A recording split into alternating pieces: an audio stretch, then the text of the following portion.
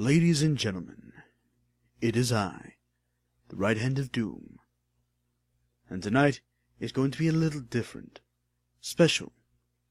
For, much like Christmas, it is a time to gather with family and friends. Now there are those of you who cannot be with your family, or have circumstances beyond your control. I wish you the very best on this Thanksgiving.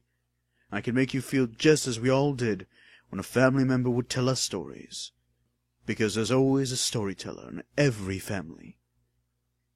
So if you can, if you think I've got the stuff, gather your family and have a listen to this story.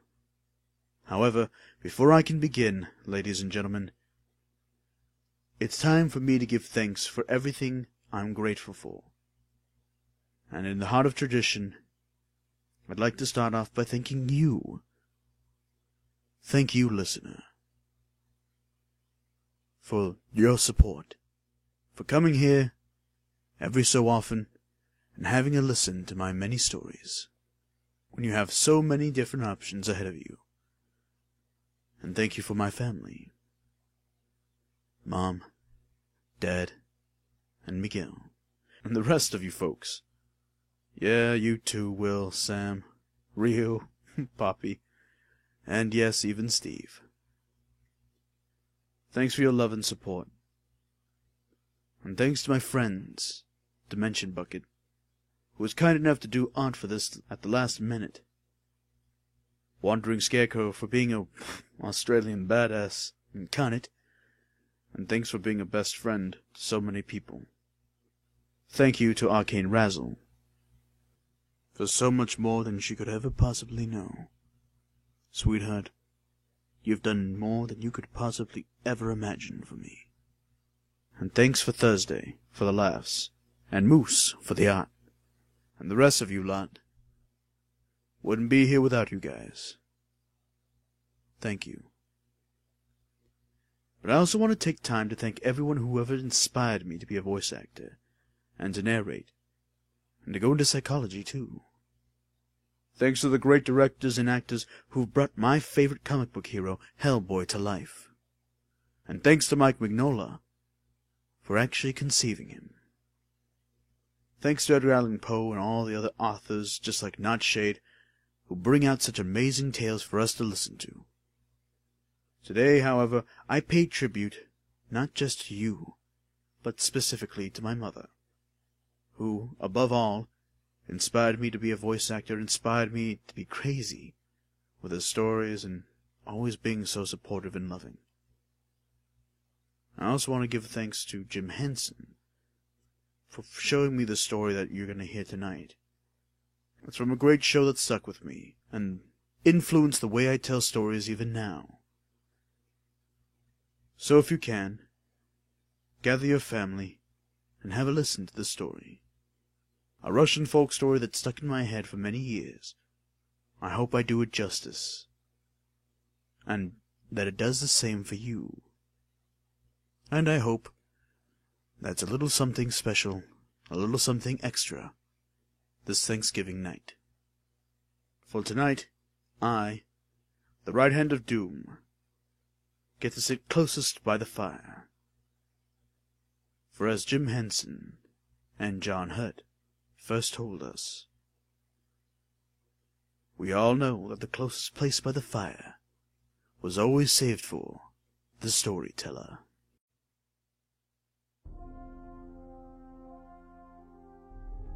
A soldier served God and the great Tsar for 25 years, earned 3 dry biscuits, and set off to walk his way home. He kissed his companions with whom he had served long, and boasted of the feast there would be in the village when he should come marching home, with all the wars behind him. Singing out the top of his voice he was, as he set off. But soon he was alone on the high road. Walking through the forest, he began to think things over. And he thought to himself, all these years I have served the Tsar, and have good clothes to my back and my belly full of victuals. And now I am both likely to be hungry and cold. Already I have nothing but 3 dry biscuits. Just then he met an old beggar, who stood in the road and crossed himself, and asked alms for the love of God.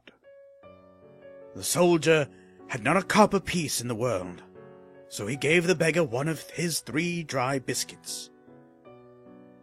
He had not gone very far along the road when he set upon a second man, who leant on a stick and recited holy words and begged alms for the love of God.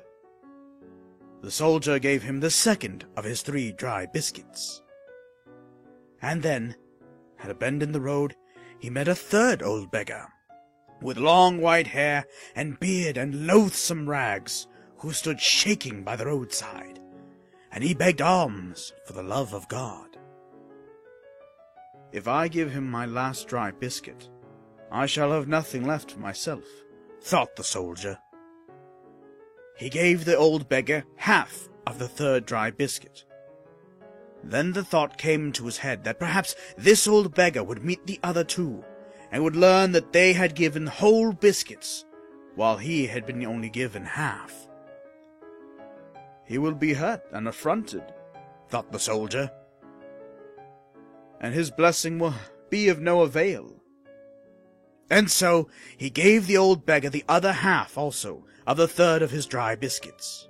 I shall get along somehow, thought the soldier, and was making forward on his way. But the old beggar put out his hand and stopped him. "Brother," says the old beggar, "are you in want of anything?" "God bless you," said the soldier, looking at the beggar's rags. "I want nothing from you. You're a poor man yourself." "Never mind my poverty," says the old beggar. "Just tell me what you would like to have. I am well able to reward you for your kind heart." "I don't want anything," said the soldier. "But if you do happen to have such a thing as a pack of cards about you, I'd keep them in memory of you, and they'd be a pleasure to me on the long road." The old beggar thrust his hand into his bosom amongst his rags and pulled out a pack of cards. "Take these," he says, "and when you play with them, you will always be winner, whoever you may be playing against. And here's a flour sack for you as well.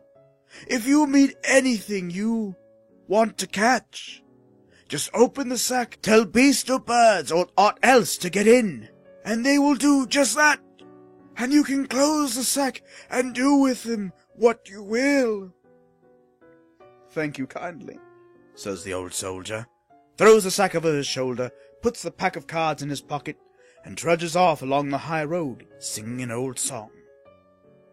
He went on and on until he came to a lake, where he drank a little water to ease his thirst, and smoked a pipe to put off his hunger, resting by the shore of the lake. And there on the lake he saw 3 wild geese swimming far away. "Now if I could catch them," thought the soldier, and remembered the sack the old beggar had given him. He opened the sack and shouted at the top of his voice, "Hi, you there! You wild geese! Come into my sack!" And then the 3 wild geese splashed up out of the water and flew to the bank and crowded into the sack, one after the other. He came to a town, and he looked for a tavern, and he chose the best he could see, and went in and asked for the landlord. "See here," says he, "here are 3 wild geese. I want one of them roasted for my dinner. Another I will give you in exchange for a bottle of vodka.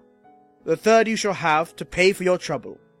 The landlord agreed, as well as he might, and presently the soldier was seated at a good table, near a window, with a whole bottle of his best vodka, and a fine roast goose fresh from the kitchen.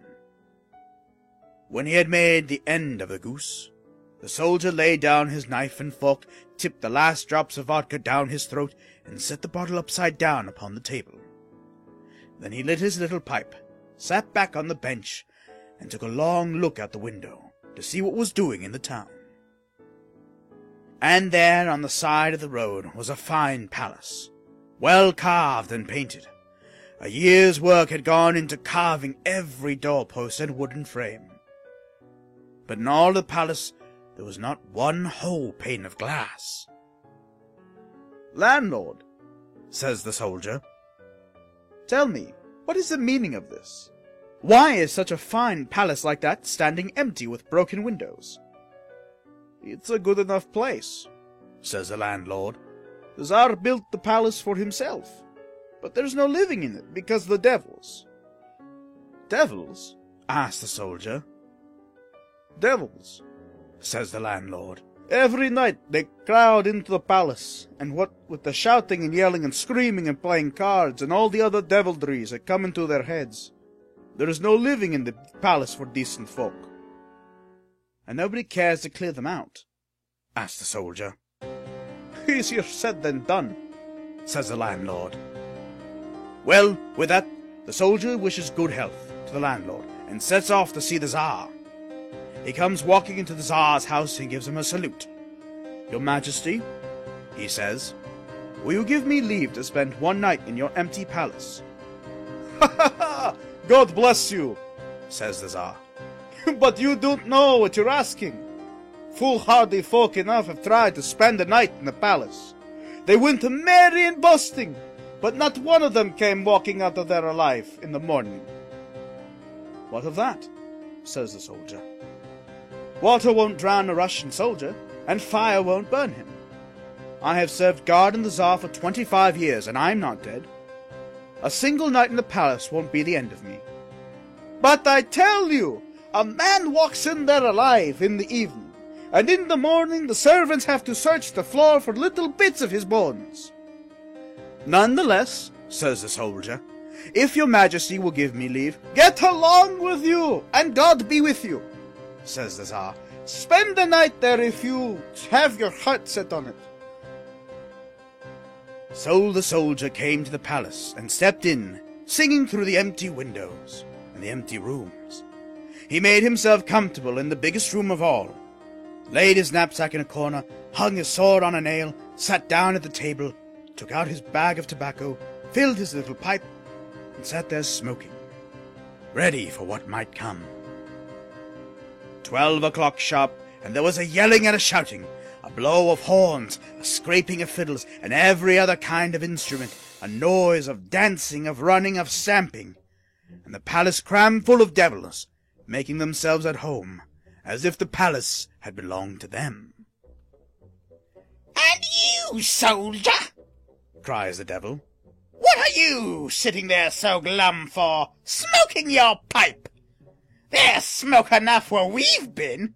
Put your pipe in your pocket and play a round of cards with us."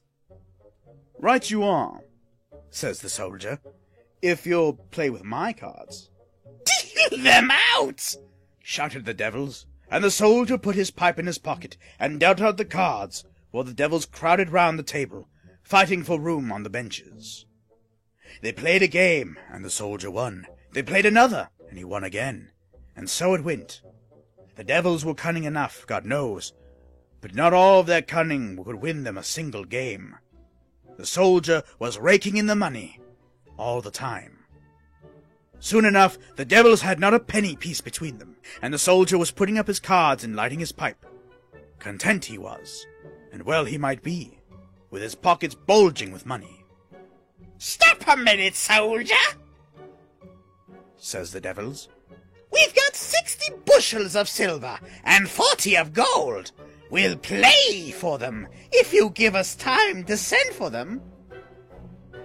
"Let's see the silver," says the soldier, and puts the cards in his pocket. Well, they sent a little devil to fetch the silver. 60 times he ran out of the room, and 60 times he came staggering back with a bushel of silver on his shoulders. The soldier pulled out his cards, and they played on, but it was the same. The devils cheated in every kind of way, but could not win the game. "Go and fetch the gold," says the oldest devil. "Aye, aye, grandfather," says the little devil, and goes off scuttling out of the room. 40 times he ran out, and 40 times he came staggering back with a bushel of gold between his shoulders. And they played on. The soldier won every game and all the gold. Asked if they had any more money to lose, put his cards in his pocket, and lit his pipe. The devils looked at the money they had lost. It seemed a pity to lose all that good silver and gold. "Tear him to pieces, brothers!" they cried. "Tear him to pieces! Eat him and have done!" The soldier tapped his little pipe on the table. "Make sure first," he says, "who eats whom." And with that he whips out the sack, and he says to the devils, who are all gnashing their teeth and making ready to fall him, "What do you call this?" "It's a sack," says the devils. "Is it?" says the soldier. "Then by the word of God, get into it!" And the next minute all those devils were tumbling over each other and getting into the sack, squeezing in one on top of another, until the last one had gotten in. Then the soldier tied up the sack with a good double knot, hung it on a nail, and lay down to sleep. In the morning the Tsar sent out his servants. "Go," says the Tsar, "and see what has happened to the soldier who spent the night in the empty palace. If the unclean spirits have been made an end to him, then you must sweep up his bones and make all clean." The servants came, all ready to lament for the brave soldier done to death by the unclean. And there was a soldier, walking cheerfully from one room to another, smoking his little pipe. "Well done, soldier! We've never thought to see you alive. And how did you spend the night? How did you manage against the devils?" "I wish all men I've played cards against paid their dues so honestly. Have a look at the silver and gold I won from them. Look at the heaps of money lying on the floor." The servants looked at the silver and gold and touched it to see if it was real. But there was no doubt about that. I wish I had more in my pocket of the same sort. "Now, brothers," says the soldier, "off with you as quick as you can. Go and fetch 2 blacksmiths here on the run, and let them bring with them an iron anvil and 2 heaviest hammers in the forge." The servants asked no questions, but hurried off to the smithy. And then 2 blacksmiths came running, with anvils and hammer. Giants they were, the strongest men in all the town. "Now," says the soldier, "take that sack from the nail and lay it on the anvil, and let me see how the blacksmiths of this town can set about their work." The blacksmiths took the sack from the nail. "Oh, devil take it! What a weight!" they said to one another. And a little voice screamed from the sack, "We are good folk! We are your own people!" "Are you?" says the blacksmith. And they laid the sack on the anvil and swung great hammers up and down, as if they were beating on a lump of iron. The devils fared badly in there, and worse, and the hammers came down as if they were going through the devils, anvil, earth, and all. It was more than even devils could bear. "Have mercy!" they screamed. "Have mercy, soldier! Let us out again into the world, and we'll never forget you, world without end! Oh, and as for this palace, no devil shall put their nail of the toe in it! We'll tell them all, no one shall come in 100 miles!" The soldier let the blacksmiths give a few more blows, just for luck. Then he stopped them, untied the mouth of the sack. The moment he opened it, the devils shot out and fled away to hell without looking right or left in their hurry. But the soldier was no fool, and he grabbed one devil by his leg, and the devil hung gibbering, trying to get away. The soldier cut the devil's hairy wrist to the bone, so that the blood flowed, took a pin, dipped it in blood, and gave it to the devil, but he never let go of his leg. "Right," says he, "that you will be my faithful servant." The old devil screamed and wriggled, but the soldier gripped him tightly. There was nothing to be done. He wrote and signed in his own blood a promise to serve the soldier faithfully, whenever or wherever there should be need of him. Then the soldier let him go, and he went off hopping and screaming after the others, and had disappeared in a moment. And so the devils went rushing down to hell, aching in every bone of their hairless bodies, and they called all the other unclean spirits, old and young, big and little, and told of what had happened to them. And they set sentinels all round hell, and guards at every gate, and ordered them to watch well, and whatever they did, not on any account to let the soldier with a flour sack in. The soldier went to the Tsar, and told him how he had dealt with the devils, and how henceforth no devil should set foot within 100 miles of the palace. "If that is so," says the Tsar, "we'll move at once and go to live there, and you shall live with me and be honored as my own brother." And with that there was a great to-do, with shifting the bedding and tables and benches and all this, from the old palace to the new, and the soldier set up his house with the Tsar, living with him as his own brother, and wearing fine clothes with gold embroidery, and eating the same food as the Tsar, and as much as he liked. Money to spend he had, for he had won from the devils enough to last even a spending man 1,000 years, and he had nothing to spend it on. Hens do not eat gold, nor do mice, and the money lay in a corner till the soldier was tired of looking at it. So the soldier thought he would marry, and he took a wife, and in a year's time God gave him a son, and he had nothing more to wish for except to see his son grow up and turn into a general. But it so happened that the little boy fell ill, and what was the matter with him no one knew. He grew worse and worse from day to day, and the Tsar went for every doctor in the country, but none of them did half a penny worth of good. The doctors grew richer, and the boy grew no better but worse, as is often the way. The soldier had almost given up hope of saving his son when he remembered the old devil who had signed a promise, written in his own blood, to serve the soldier faithfully, wherever and whenever there should be need. He remembered this and said to himself, "Where the devil has my old devil hidden himself all this time?" And he had scarcely said this when suddenly there was a little old devil standing in front of him, dressed like a peasant, in a skirt and breeches, trembling with fright, asking, "How can I serve your excellency?" "See here," says the soldier, "my son is ill. Do you happen to know how to cure him?" The little old devil took a glass from his pocket, filled it with cold water, and set it on the sick child's forehead. "Come here, your excellency," says he, "and look into the glass of water." And the soldier came and looked in the glass. "What does your excellency see?" asked the little old devil, who was so much afraid of the soldier that he trembled and he could hardly speak. "I see death, like a little old woman, standing at my son's feet."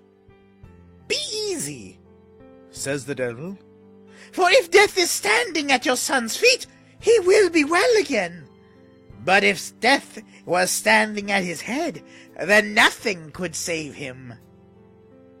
And with that, the little old devil lifted the glass and splashed the cold water over the sick child.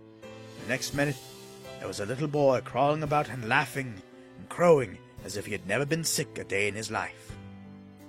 "Give me that glass," says the soldier, "and we'll cry quits." The little old devil gave him the glass, and the soldier gave him back the promise, which the devil had signed in his own blood. As soon as the little old devil had the promise in hand, he gave one look at the soldier and fled away, as if the blacksmiths had only that minute stopped beating on him on the anvil. And the soldier, after that, set up as a wise man, and put all doctors out of business, curing the boyars and generals. He would just look into the glass, and if death stood at the sick man's feet, he threw water over them and cured them. Yet, if death stood at the sick man's head, he said, "It's all up with you," and the sick man died as sure as fate. All went well, until the Tsar himself fell ill, and sent for the soldier to cure him. The soldier went in, and the Tsar greeted him as if he was his own brother, and prayed him to be quick, as he felt the sickness growing upon him as he lay. The soldier poured cold water into the glass, set it on the Tsar's forehead, and looked and looked and looked again, and saw death standing at the Tsar's head. "Oh, Tsar," says the soldier, It's all up with you. Death is waiting by your head, and you have but a few minutes left to live." "What?" cries the Tsar. "You cure my boyars and my generals, and you will not cure me, who am Tsar, who have treated you as my own born brother.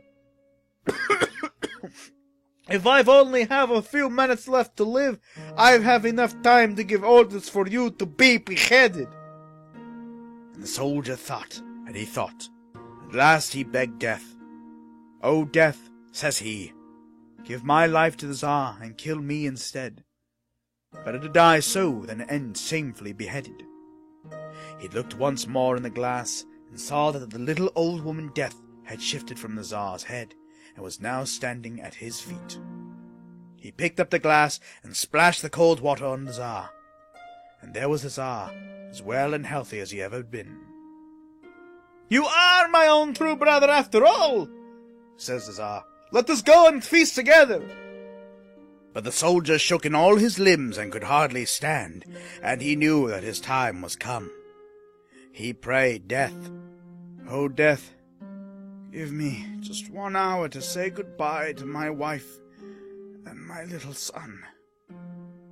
"Hurry up," says Death. And the soldier hurried to his room in the palace and said goodbye to his wife, told his son to grow up and be a great general, lay down in his bed, and grew iller every minute. And he looked, and there was Death, a little old woman standing at his bedside. "Well, soldier," says Death, "you've only 2 minutes left to live." The soldier groaned, and turning in bed, pulled the flour sack from under his pillow and opened it. "Do you know what this is?" says he to Death. "A sack," says Death. "Well, if it is a sack, get into it," says the soldier. Death was in the sack in a moment, and the soldier leapt from his bed well and strong, tied up the sack with 2 double knots, flung it over his shoulder, and set out for the deep forest of Brian, which is the thickest in all the world. He came to the forest, and made his way to the middle of it, hung the sack from the topmost branch of a high poplar tree, left it there, and came home singing songs at the top of his voice, and full of all kinds of merriment. From that time on, there was no dying in all the world. There were births every day, and plenty of them, but nobody died. It was a poor time for doctors, and so it was for many years. Death had come to an end.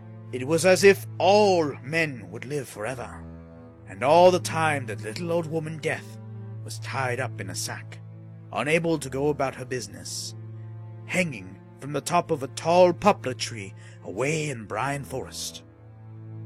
And then one day the soldier was walking, out to take the air, and he met an ancient old crone, so old and so ancient that she was like to fall whichever the wind may blow, and she tottered along, blown this way and that, like a blade of withered grass. "What an old hag," says the soldier to himself. "It was time for her to die many years ago." "Yes," says the old crone, with her toothless gums mumbling and grumbling over her words. "Long ago, it was time for me to die. When you shut Death up in that sack, I only had an hour left to live. I had done with the world, and the world had done with me, and I would have been glad to be at peace. Long ago my place in heaven was made ready, and it is empty to this day, for I cannot die. You, soldier, have sinned before God and before man. You have sinned a sin that God will not forgive. I am not the only soul in the world who is tortured as I am. Mine is not the only place that grows industry in heaven. Hundreds and thousands of us who have been died dragged on misery in this world. But for you, we should be resting now, in peace. The soldier began to think of all the other old men and women he had kept from the rest that God had made ready for them. There's no doubt about it, thinks he. I had better let death loose again, no matter if I am the first of whom she makes an end of. I have sinned many sins, not counting this one. Better to go out to the world now and bear my punishment while I am strong, for when I am very ill and old, it will come worse to me when I be tortured. So he set off to the forest of Brian, which is the thickest in all the world. He found the poplar tree, and he saw the sack hanging from the topmost branch, swinging this way as the wind blew. "Well, Death, are you alive up there?" The soldier shouted against the wind, and a little voice, hardly to be heard, answered from the sack. "Alive, little further." So the soldier climbed up the tree, took down the sack, and carried it home over his shoulder. He said his goodbyes to his wife and his son, who was now a fine young lad. Then he went to his own room, opened the bag, lay down upon the bed, and begged Death to make an end of him. And Death, in the form of a little old woman, crept trembling out of the sack, looking this way and that, for she was very much afraid. As soon as she saw the soldier, she bolted through the door, and ran as fast as her little old legs could carry her. "The devils can make an end of you if they like," she shrieked, "but you don't catch me taking a hand in it." The soldier stood up in bed, and knew that he was alive and well. Troubled he was to do what was next. Thinks he, I'd better get straight along to hell, and let the devils throw me into the boiling pitch, and stew me until all my sins are stewed out of me. So he says goodbye to everybody, took his sack in his hands, and set off to hell by the best road he could find. Well, he walked on and on, over hill and valley, and through the deep dark forest, until he came at last to the kingdom of the unclean. There were the walls of hell, and the gates of hell, and he looked upon, and he saw the sentinels that were standing at every gate. As soon as he came near the gate, the devil doing sentry calls out, "Who goes there?" "A sinful soul, come to see you to be stewed in the boiling pitch." "And what have you got in your hand?" "A sack." And the devil yelled out at the top of his voice and gave the alarm. From all sides the unclean rushed up and began closing every gate and window in hell, with strong bolts and bars. And the soldier walked round hell outside the walls, unable to get in. He cried out to the prince of hell, "Let me into hell, I beg you. I've come for you to be tormented because I have sinned before God and before man." "No!" shouted the prince of hell. "I won't let you in! Go away! Go away, I tell you! Go away anywhere you like! There's no place for you here!" The soldier sat more troubled than ever. "Well," he says, "if you won't let me in, you won't. I'll go away if you give me 200 sinful souls. I will take them to God, and perhaps, when he sees them, he will forgive me and let me into heaven." "I'll throw in another 50, says the prince of hell. "if only you'll get away from here." And he told the lesser devils to count out 250 sinful souls, and let them out quickly at one of the back doors of hell, while he stood there talking with the soldier, so the soldier should not slip in while the sinful souls were going out. It was done, and the soldier set off for heaven, with 250 sinful souls behind. Marching in column of route, as the soldier made for them, the sake of order and decency. And the holy apostles standing at the gateway of paradise said, "Who are you?" "I am the soldier who hung death in a sack, and I have brought 250 sinful souls from hell in hope that God will pardon my sins and let me into paradise." And the apostles went to the Lord and told him that the soldier had come and brought with him 250 sinful souls. And God said, "Let the sinful souls in, but do not let in the soldier." The apostles went back to the gateway and opened the gate and told the souls they may come in. But the soldier tried to march in at the head of the company. They stood and stopped him and said, "No, soldier, there is no place for you here." So the soldier took one of the sinful souls aside, gave that soul his sack, and told him, "As soon as you are through the gates of paradise, open the sack and shout out, 'Into the sack, soldier!' You will do this because I brought you from hell." And the sinful soul promised to do this for the soldier. But when the sinful soul went to the gates into paradise, for very joy it forgot about the soldier and threw away the sack somewhere in paradise, where it may be lying to this day. And so the soldier, after waiting a long time, went slowly back to earth. Death would not take him. There was no place for him in paradise, and no place for him in hell. For all I know, he may be living yet.